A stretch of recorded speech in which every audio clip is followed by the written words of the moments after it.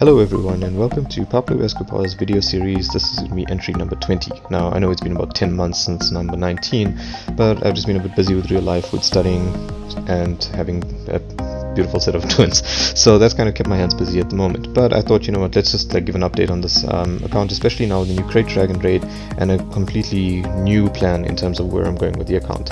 The last time we were here, I was basically completing the unlock for Sith Eternal Emperor, and since adding him to my account, he supercharged the account's offensive capability in Grand Arena by giving me a reliable counter against Jedi Master Luke. But the biggest part was that it started me on the road to getting the Executor, which has helped out a lot with the fleet defense and holding me in top 20 in Fleet Arena. I then went on to get Jedi Training Rey. This was kind of a by the way thing that I was able to unlock with the idea of going for Jedi Master Luke in the year 2023. From Jedi Training Rey, I went on to Jedi Master Kenobi. Feels like a little bit of a jump, but in my head I was thinking that I already have Commander Ahsoka Tano, and she's doing quite a lot of good things. And at that time, the CPIT was still around, and I wanted a team that would be able to try and get some progress on the CPIT. So Jedi Master Kenobi was invested in for that reason, and he helped out by acting as a securing defensive hold in Grand Arena, giving me a decent defensive team for Territory Wars with the Galactic Legend. He helped out in Conquest with a lot of feats, and was also able to help on some of the assault battles where you require a Jedi unit. So yeah, definitely a worthy investment, and definitely something I don't regret, but he does seem a little bit lackluster without Cat in the team. I mean, there's a lot of gas counters I've been able to pull off in my account with that anyway. I then went on to get Darth Malgus, but this was kind of a function of just investing in Conquest and just trying to do it the best I can with each run. I was usually able to get either the second to last or the third to last box, and was able to unlock Darth Malgus after the second run through, so after over 6 conquests I was effectively able to unlock him.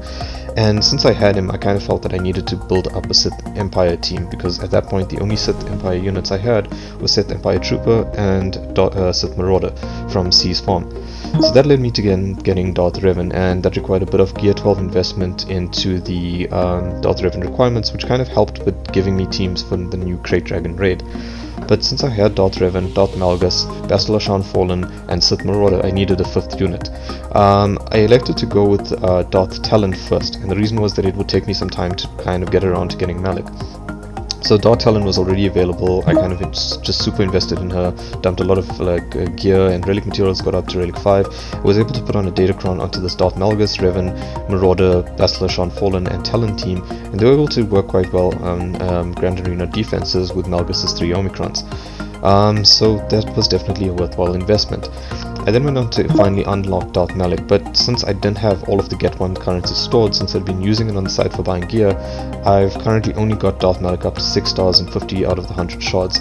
So he doesn't really fit into the team as such, because I can't use a Datacron with him on the team, and he's kind of been relegated to a solo cleanup of some weaker Blackwall Grand Arena teams. I then ended up with the TIE Interceptor. Now this was unlocked at around the time that it was released from Conquest, but I've only recently had it up to 7 stars since it came into Proving Grounds.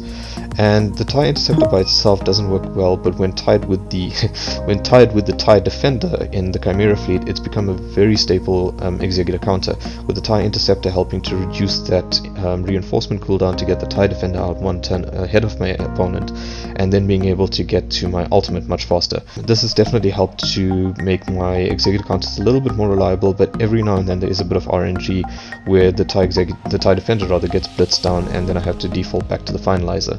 So I'm going to invest a little bit more into Item to make it a little bit more tanky. I then went on to get the Bad Batch, and there wasn't really a link or continuation here, but the idea was to have a team that could reliably get cam shots for the account. However, after I'd gotten most of them up to Relic 5, Rise of the Empire came out, and we kind of focused on that a lot more. Especially because cam isn't really needed for anything at the moment, but they are definitely a fun team to use.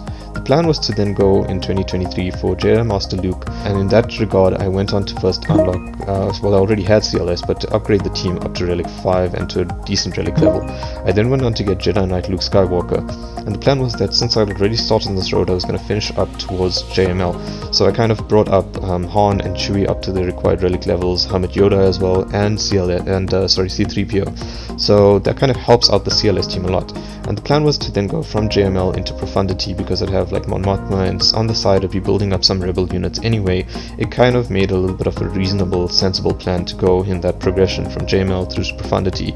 With Profundity you'd also have a Dash Rendar and a Outrider that would be built up. And a 7-star Outrider would be the hardest part of getting Jabba the Hutt's requirements. So the idea was to get to Jabba later on in the year, because by then hopefully Chrysanthemum, Bushleia would already be accelerated, and the Outrider would already be at 7 stars, so it would negate some of the pain of having to do that. So that was the plan from the beginning. JML, Profundity, Jabba the Hutt. Seemed like a reasonable, logical approach, but as people often say, the best of plans often go astray, and along this year came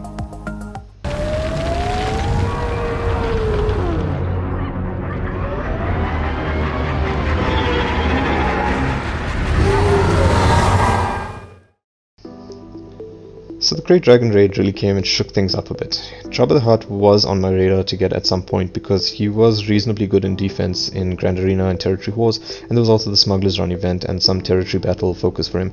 But with the raid being so important now for the new gear economy, it makes a lot more sense to kind of push Jabba a little bit ahead. So I've reshuffled the plan with the idea of putting Jabba as my first priority requirement. I've already got Jedi Knight Luke Skywalker unlocked, and that would be the most painful and most labor-intensive part of his kit, of his farm.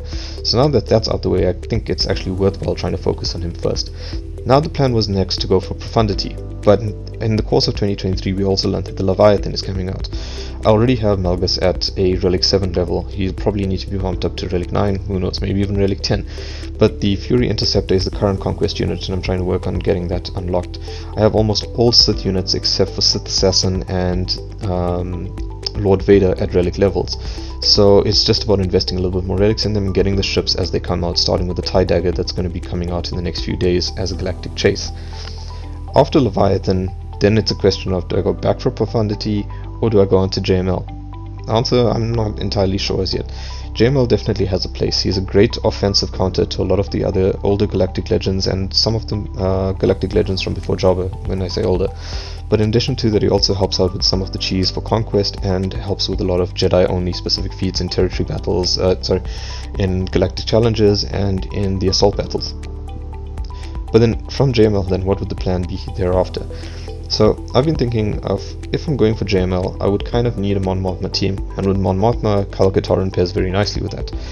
Son of Saros I put on this because to get JML you need Jedi Knight Luke Skywalker, and part of those requirements involve upgrading Captain Han to Relic 3 as well as Rolo to Relic 3.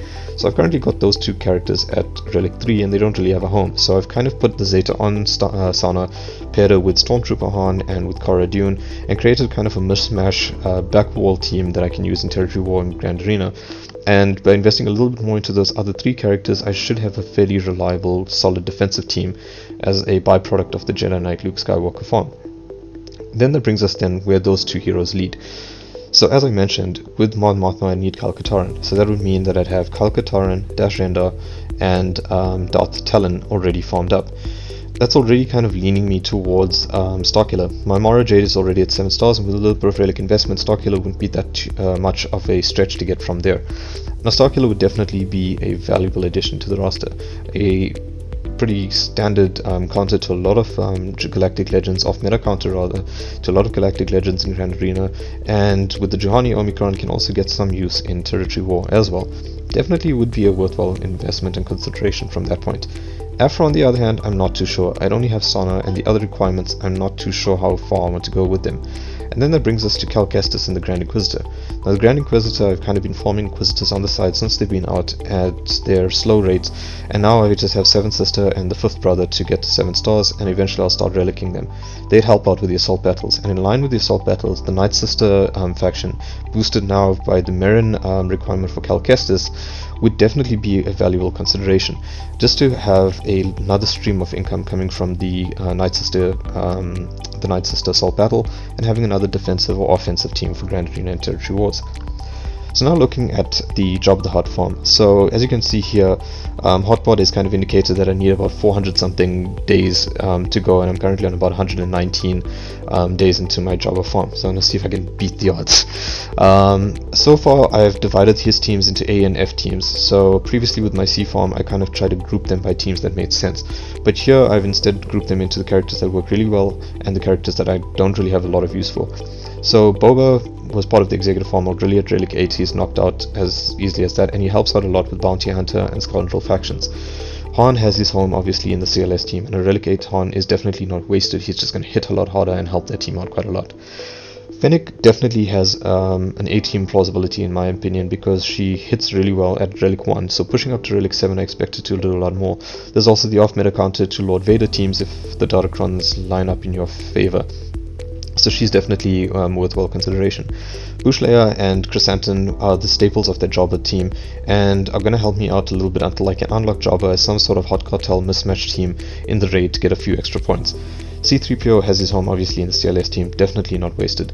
Jedi Knight Luke Skywalker either with JML or with Jedi Knight Revenant as an off-meta counter for SLKR and Grand Arena, definitely a valuable addition. Skando also relevant and necessary for the Jabba team to actually perform as well as they need to.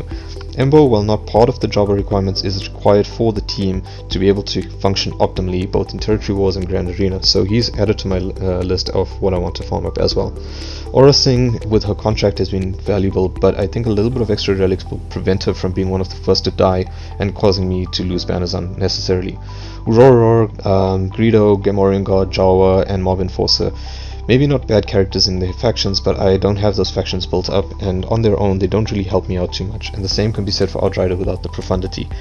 Definitely a valuable ship within the Profundity setup, but since I don't have a lot of Rebel ships built up, it doesn't particularly help my account out, but ships are the bane that we have to accept. In terms of Grand Arena, I've been sort of tiptoeing between Kyber 3, Kyber 4, and I'm currently starting Season 5, or this 5v5 season at Kyber 4. So now let's just look at a summary of the account to date and see what's been happening here. So the account is currently at week 181 of its lifespan. I've got about 467 relic levels, 19 of which are at relic 7, 5 at relic 8. I have 134 Zetas in the account with 18 Omicrons currently applied. So from the last update where my galactic power was at 5.1 million, I've gone up to 7.12 million, so about 2.02 million in about 10 months. My current relic farm is going to be Fennec Shand, is going up from R7 to R5 to R7. And my Gear 13 project, I don't have one at the moment. My current Gear 12 plans are to work on Embo, Bushleia, and Chrysanthemum, all of whom are at 6 stars. Jedi Knight Luke Skywalker is currently on Gear 8, but I'm going to try and push him up a little bit faster. Energy farms I'm currently using for Bushleia, Embo, Tusken, Chieftain, Seven Sister, and BT1. If I've got a few extra from the web store, then I'll also put a bit into 000 as well. I'm currently at 8 out of 20 Zetas stashed away, and that's going to go on to Fennec Shand once I get a full Zeta completed. And once my Omicron is complete, that's going to go on to Bushleia to help out with the raids. I'm currently at 18 out of 20 materials there. Now, with the yellow energy outside of the energy farms that I've mentioned, I'm pretty much just spending them only on Kairos. As I mentioned, I'll put out another video looking at the economy, but Kairos are currently the only bottleneck that I can foresee for the account, and that's something I need to address. My fleet energy at the moment is being used for all of the outstanding ships that you can see on the slide, which I need for the account. At the moment I'm actually holding on because the TIE Dagger is coming out in the next few days, and I actually just want to spend as much as I can to try and get that, so I don't have to sit and farm a ship for months on end. The last Galactic Chase was able to get me my Defender very quickly, so hopefully that can happen here too. The Mark 1, Mark 2, Mark 3 currencies I'm currently using, as you can see on the slide. The Legacy currency is just for Young Han. Squad Arena is for the low gear pieces, get 1 for Darth Malik, get 2 and get 3 for Kairos, and Short Shop currency for Gear 13 360 cost pieces. In terms of mods in the account, so that's been going on as well. Using Hotpot, I've got a mod score of about 3.94. I have about 14 mods at a 25 plus speed and a total of 212 6-dot mods, and currently I'm farming offense mods for the week. So, as I mentioned, the economy for the game has changed quite significantly since the Great Dragon Raid has come out. So I'm going to put out a video on my plan going ahead with the economy. Like, obviously it will just be my opinions, my views on it, and my plan that I foresee. It may be different for different people depending on your rosters, maybe completely wrong, maybe it might be of some value to you, but if you'd be interested in that, don't forget to hit subscribe to get the notification of when that video comes out. If you enjoyed this video, leave a like, leave a comment. What are your plans for the year ahead? How are you planning on progressing your roster? And feel free to check out the next videos in the series. Thanks a lot and see you around. Cheers.